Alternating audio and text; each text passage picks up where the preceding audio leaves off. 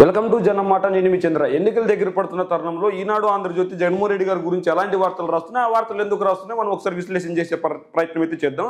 ప్రముఖంగా ఈనాడు వార్తలు తీసుకుంటే ముఖ్యంగా పోర్టు రాసిచ్చేస్తారా, జైలుకు వెళ్తారా అంటే బెదిరించే దూరంలో రాసినట్లు. కాకినాడ డిపో వాటర్ పోర్టుపై జగన్ ప్రభుత్వ దుర్మార్గం, పోర్టు నిర్వహణ సంస్థ మెడపై గొడ్డలు పెట్టి సింహభాగం వాటా హస్తగతం ప్రతిగా చెల్లించింది 494 కోట్లు. ఇది మార్కెట్ ధర కంటే 1178 కోట్లు తక్కువ. దానికి తోడు అధికారంలో దండతో భారీగా లబ్ధి పొందిన ఆరో ఇన్ఫ్రో, అది విజయసాయిరెడ్డి అల్లుడి కుటుంబ కంపెనీ. అమ్మితే కొనుక్కోవడం వ్యాపారం, అమ్మితే కొనుక్కోవడం వ్యాపారం, మెడపై కత్తిపెట్టి లాక్కోవడం దౌర్జన్యం. మొదటిది వాణిజ్య వృత్తి, రెండవది నేర ప్రవృత్తి. అధికారం అండతో అక్రమార్జన మెరిగిన జే బ్యాచ్ రెండవ రకంలో ఆరితేరింది. కాకినాడ డిప్ వాటర్ పోర్టు నిర్వహణ సంస్థను కవరచౌకగా కొట్టేసింది. మొదట యంత్రాంగాన్ని ఉసిగొల్పించింది. తప్పులంటూ తడికలంటూ కట్టింది, శిక్షలంటూ భయపెట్టింది. అనక యంత్రాంగానికి తెరలేపింది. చెప్పింది చేయాలన్నది, తోచింది ఇస్తామన్నది, లేదంటే జైల్లోకి తోస్తామన్నది. అలా ఉక్కిరి బిక్కిరి చేసి ఇప్పుడు మనం దీని గురించి చూసుకున్నట్లయితే ఖచ్చితంగా జగన్మోహన్ రెడ్డి గారి ప్రభుత్వంలో ఎవరైతే కీలకంగా పనిచేస్తూ మళ్ళీ ఇంకొకసారి వైఎస్ఆర్ కాంగ్రెస్ పార్టీ గెలిపించాలని చూస్తున్నారో ఆయన విజయసాయిరెడ్డి ఒకరు. ఇప్పుడున్న నేతల్లో విజయసాయిరెడ్డి ఒకరు జగన్మోహన్ రెడ్డి గారి కోసం, జగన్మోహన్ రెడ్డి గారి పార్టీ కోసం, ప్రజల కోసం కష్టపడుతున్నారు. ఇంకొకసారి జగన్మోహన్ రెడ్డి గారికి అధికారం ఇస్తే పేద ప్రజల బతుకులు మారుతాయని చెప్పి ఆయన ముందుకెళ్తున్నాడు. ఈ నేపథ్యంలో ఖచ్చితంగా బురద చల్లాలి అన్న నేపథ్యంలో ఖచ్చితంగా కొనుక్కున్న కంపెనీల పైన కూడా వీళ్ళు బురద చల్లుతున్నారు. మరి అది అక్కడ ఏం జరిగిందో మనకు పూర్తిగా తెలియదు. అయితే అక్కడ డబ్బులు ఇచ్చి కొనుక్కున్నారు కాబట్టి దాన్ని ఎవరు ఏం చేయలేరు. మరి ఇదే ఈనాడు సంస్థ ప్రజల దగ్గర ఎలా అక్రమంగా డబ్బులు కట్టించుకుంటుంది రామోజీ చిట్ ఫండ్స్ పేరుతో.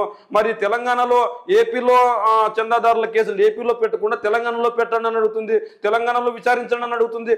ఎందుకు ఇట్లా అడ్డగోలుగా ప్రయత్నాలు చేస్తుందంటే పేద ప్రజల సొమ్మును ఎలాగైనా సొమ్ము చేసుకొని ఆ నిధులను పక్కదారులు మళ్లించి నష్టాల్లో ఉన్న కంపెనీల్లో మళ్లించి లబ్ధి చేకూరాలని లబ్ధి చేరుతుంది. అందులో కానీ ఈరోజు ఈనాడు వార్తాపత్రికని జగన్మోహన్ రెడ్డి గారు ఆధ్వర్యంలో ఖచ్చితంగా మళ్ళీ ఇంకొకసారి అధికారంలోకి వస్తే ఖచ్చితంగా రామోజీరావు గారు జైలుకి వెళ్ళే పరిస్థితి వస్తుంది. ఈ నేపథ్యంలో ఎలాగైనా జగన్మోహన్ రెడ్డి గారిని గద్దె దించాలని కంకణం కట్టుకున్నట్టుంది. అంతకు మించి ఏం లేదు. పోనీ వీళ్ళు అన్నట్లు నిజంగానే ఆ పరిస్థితి వస్తే ఆయన ఏమన్నా కంప్లైంట్ ఇచ్చాడా? మరి కంప్లైంట్ ఇవ్వకుండా మీరు ఇలా ఎలా రాస్తారు? మరి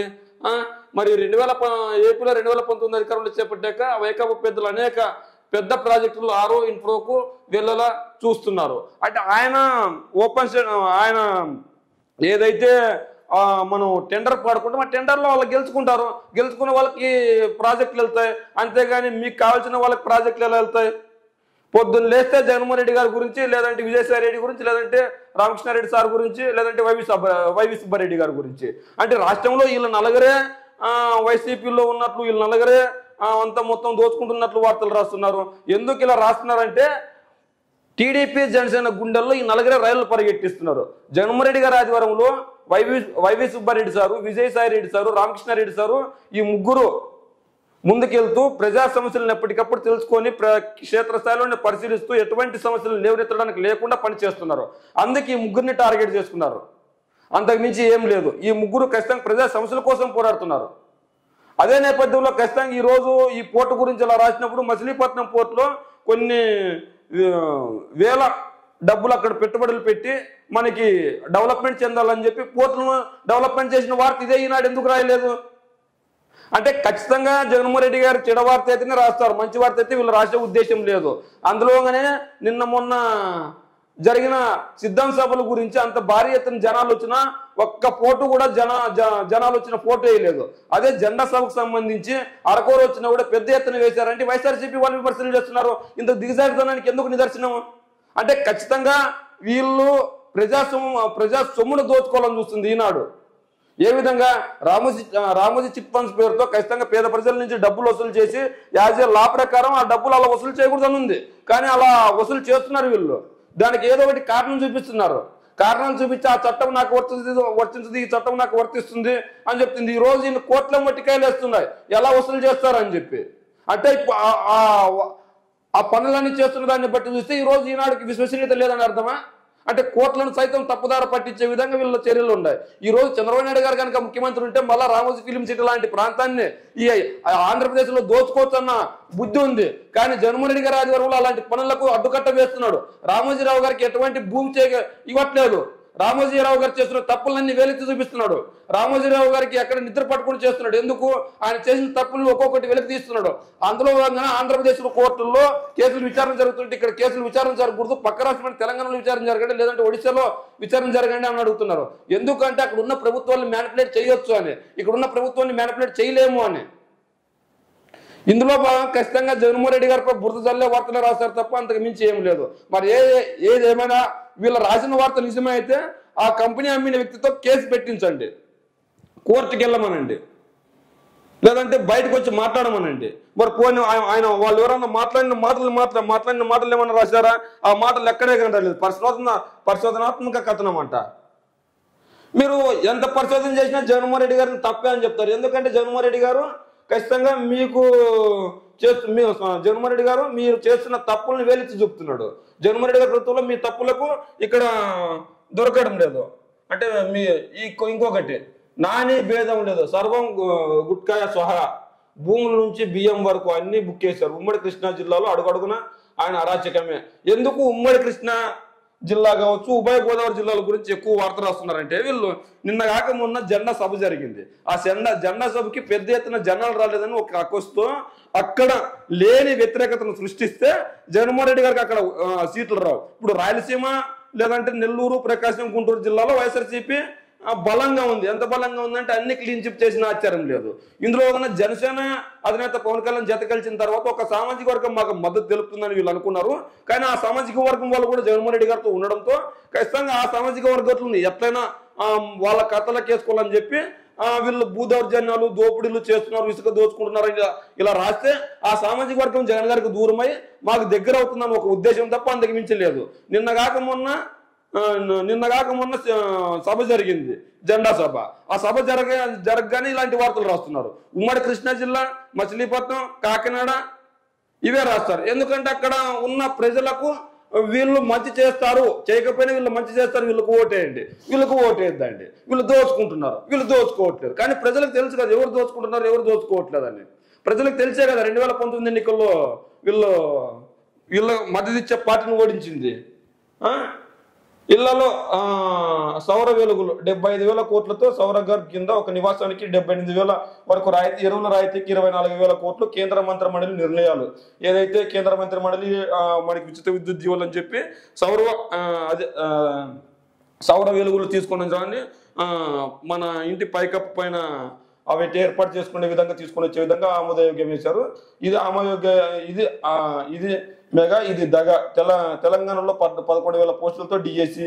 ఏపీ కంటే బడులు పోస్టులు తక్కువే, రాష్ట్రంలో మాత్రం 6,100 పోస్టులకే. మరి అది మెగా, ఇది దగ అని రాశారు కదా.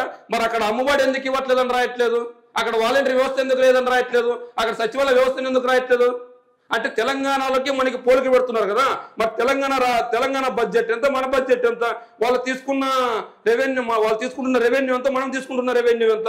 మరి అక్కడ సచివాలయ వ్యవస్థ ఎందుకు లేదు? ఒక వాలంటీర్ వ్యవస్థ ఎందుకు లేదు? ఒక అమ్మఒడి ఎందుకు లేదు? ఒక ఆశ్రయం ఎందుకు లేదు? ఒక వాహన మిత్ర ఎందుకు లేదు?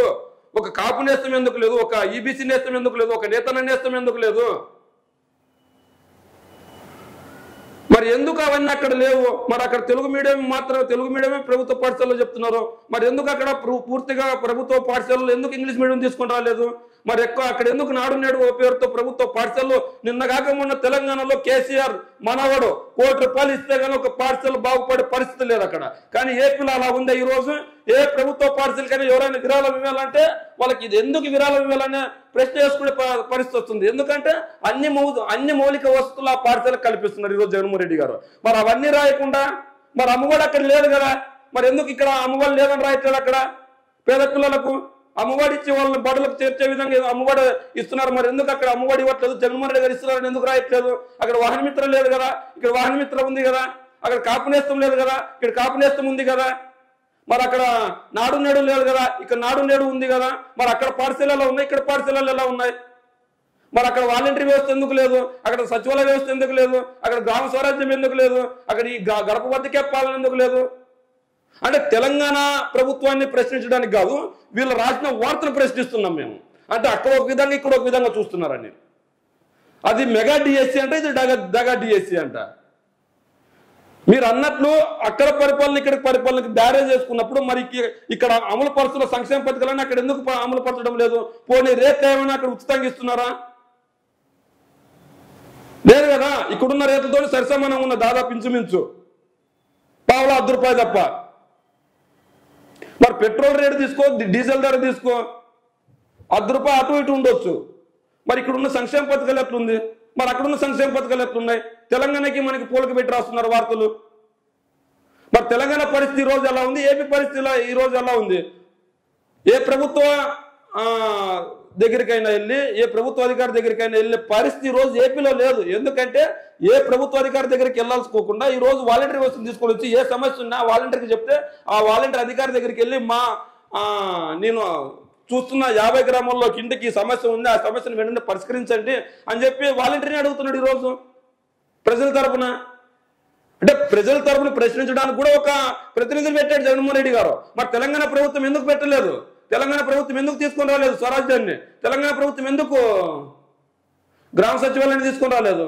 మరి ఈ డిఫరెన్స్ ఎందుకు రాయట్లేదు? మరి ఇక్కడున్న పరిపాలన అక్కడున్న పరిపాలన కేవలం వీళ్ళు ఏంటంటే జగన్మోహన్ రెడ్డి గారికి డ్యామేజ్ చేసే వార్తలు రాస్తారు తప్ప ఇమేజ్ పెంచే వార్తలు రాయరు. ఈ రోజు జగన్మోహన్ రెడ్డి గారి పరిపాలన గురించి ఈనాడు ఆంధ్రజ్యోతి రాసినా రాయకపోయినా యావత్ ప్రపంచమే ఈ రోజు జగన్మోహన్ రెడ్డి గారి పరిపాలన గురించి బేజాన్ని మెచ్చుకొని కరోనా సమయంలో సైతం ప్రపంచ దేశాలన్నీ అతలాకుతలంలో ఏర్పడితే ఒక్క ఆంధ్రప్రదేశ్ ప్రభుత్వం మాత్రమే వాలంటరీ వ్యవస్థ, సచివాలయ వ్యవస్థ ద్వారా ప్రతి పేదవాడికి సౌకర్యాలు అందిపిస్తూ, నిత్యావసరాలు అందిస్తూ మన దేశంలోనే కాదు ప్రపంచంలో నెంబర్ 1 గా నిలబడింది ఆంధ్ర రాష్ట్రం. ఎందుకు ఆ పరిస్థితి వచ్చిందంటే ఆంధ్ర రాష్ట్రానికి ఖచ్చితంగా ఈ జగన్మోహన్ రెడ్డి గారు తీసుకొచ్చిన వాలంటరీ వ్యవస్థ బాగుంది, సచివాలయ వ్యవస్థ బాగుంది, తర్వాత నాడు నేడు బాగుంది, అమ్మఒడి బాగుంది, లేదంటే వాహన మిత్ర బాగుంది, కాపు నేస్తం బాగుంది, ఈబీసీ నేస్తం బాగుంది, నేతన్న నేస్తం బాగుంది. ఇవన్నీ తీసుకొని వచ్చారు. మరి ప్రస్తుత ప్రభుత్వాలు కూడా మేము వస్తే ఇవన్నీ కొనసాగిస్తామన్నారు. మరి ఇవన్నీ కొనసాగించే వాళ్ళు అప్పుడు ఎందుకు తీసుకొని రాలేదు? అంటే ఒక ఐడియాలజీ అనేది ఇంపార్టెంట్ ఇక్కడ.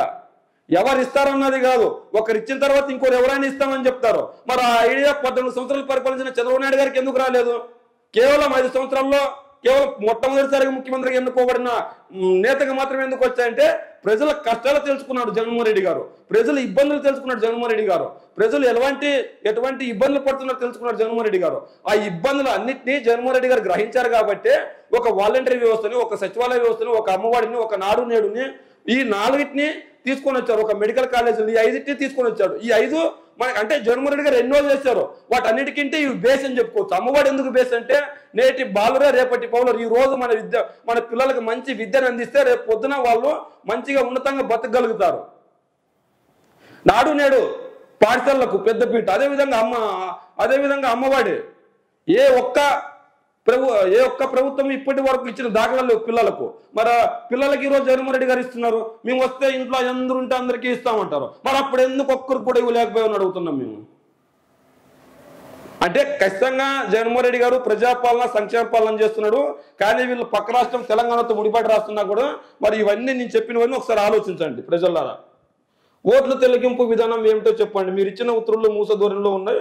పర్చూరు నియోజకవర్గంలో ఓట్ల తొలగింపు ఈసీకి హైకోర్టు ఆదేశం మార్చి 5కి విచారణ వాయిదా. ఏదైతే ఓట్లు తొలగించున్నారో దానికి సంబంధించి ఎంక్వైరీ చేస్తున్నారు. ఎవరు ఓట్లు తొలగించారో ఆ ఓట్లను తొలగించడానికి సంబంధించి కోర్టు సంజాయిషి అడిగింది. మార్చి 5వ తేదీకి వాయిదా వేసింది తీర్పు. అదేవిధంగా రక్షస కక్ష ఎన్నికల ముందు మరో వికృత క్రీడ ఏదైతే బట్టి కొట్టు నుంచి బడా కంపెనీల దాకా ఎవరైనా లక్ష్యం చేసుకునేలా విజిలెన్స్ అండ్ ఎన్ఫోర్స్మెంట్ కొత్త కోరలు, ఏకంగా 12 శాఖలు 13 చట్టాలపై పట్టు, ఏకపక్షంగా తనిఖీలు, జప్తులకు వీలు, వారెంట్ లేకుండా అరెస్ట్ చేసే అధికారం, అపరిమిత అధికారులు కోరిన ఐపీఎస్ కొల్లి, ఫైల్ కాదిపిన ప్రస్తుతం న్యాయ శాఖ వద్ద ఉంది. ఏదైతే ఇది ఉందో ఎన్నికల సమక్షంలో ఇలాంటి పరిస్థితి ఎందుకని ఏదైతే జగన్మోహన్ రెడ్డి గారు మంచి పరిపాలన ఎలాగా వీళ్ళు రాయరు కాబట్టి ఎన్నికల ముందు ఇలా రాస్తే ఓడిపోయిన తర్వాత ఇలా చేశారు కాబట్టి జగన్మోహన్ రెడ్డి గారు గెలిచారు, అంతకు మించి లేదని చెప్పుకోవడానికి వీళ్ళు. అదేవిధంగా మోసం దీని గురించి మనం చదవడం ఎందుకంటే 3 ఐపీఎస్లకు ఓపీఎస్ ఇటీవల గుట్టుగా జీవో విడుదల, 10,000 మందికి పైగా ఉద్యోగాలపై జగన్ సర్కార్ కఠినం.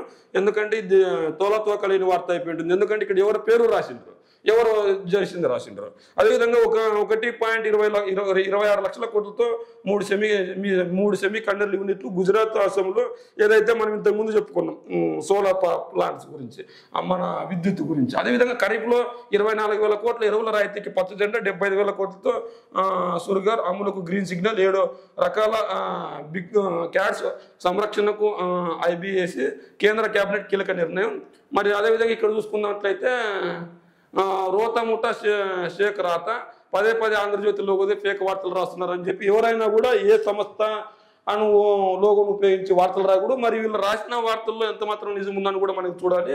నీల మీడియాకి విశ్వసనీయత లేదని ఒప్పుకున్నట్లే అది కూడా కోలన్ మార్క్ పెట్టి రాశారు. పవన్కు 4వ భార్య అంటే తప్పుడు కథనం, జెండా సభపైన వైసీపీ ఫేక్ వీడియోలు, మాజీ మంత్రి పుల్లారావు కుమారుడు అరెస్టు, GST ఎగవేశారని NDRA ఫిర్యాదు, కేసు నమోదు చేసిన మాచారం పోలీసులు, గుంటూరులో అరెస్టు చేసి బెజవాడ తరలింపు, పొద్దుపోయేదాకా ఆచూకు చెప్పకపోవడంతో సిపి ఆఫీసు వద్ద టీడీపీ శ్రేణులు నిరసన, అర్ధరాత్రి వేళ న్యాయాధికారి ఎదుట హాజరు, విజయవాడ పోలీస్ కమిషనర్ ఆఫీస్ ఎదుట పత్తిపాటి పుల్లారావు ఇతర నేతల ఆందోళన. అంటే ఈ పత్తిపాటి పుల్లారావు కొడుకును అరెస్ట్ చేశారని ఆయన ఆందోళన చేశారు. అయితే ఇది రాష్ట్రానికి సంబంధించిన కేసు అయితే కాదు, జగన్మోహన్ రెడ్డి గారు కక్ష తీర్చుకోవడానికి ఇది ఖచ్చితంగా పుల్లారావు కుటుంబీకులు, పుల్లారావు కావచ్చు, పుల్లారావు కంపెనీలు కావచ్చు, వాళ్ళు GST ఎగవేశారని చెప్పేసి ఒక ఫిర్యాదు అందింది. ఆ ఫిర్యాదు మేరకు పోలీసులు అరెస్ట్ చేశారు. పోలీసులు అరెస్ట్ చేసి జడ్జి ముందు హాజరైతే పరిచారు, న్యాయాధికారి ముందు. అయితే వీళ్ళు ఎందుకు ఇలాంటి వార్తలు రాస్తున్నారంటే జగన్ పరిపాలన బాగుంది, వచ్చే ఎన్నికల్లో జగన్మోహన్ రెడ్డి గారు మళ్ళీ ఒకసారి ప్రజలు ఎన్నుకోవడానికి సిద్ధంగా ఉన్నారు. అలా ఎన్నుకుండే ప్రజలను మభ్యపెట్టి ఖచ్చితంగా టీడీపీ జనసేన అధికారంలోకి తీసుకొని రావడానికి లేని వ్యతిరేకతను సృష్టించాలని చూస్తున్నారు.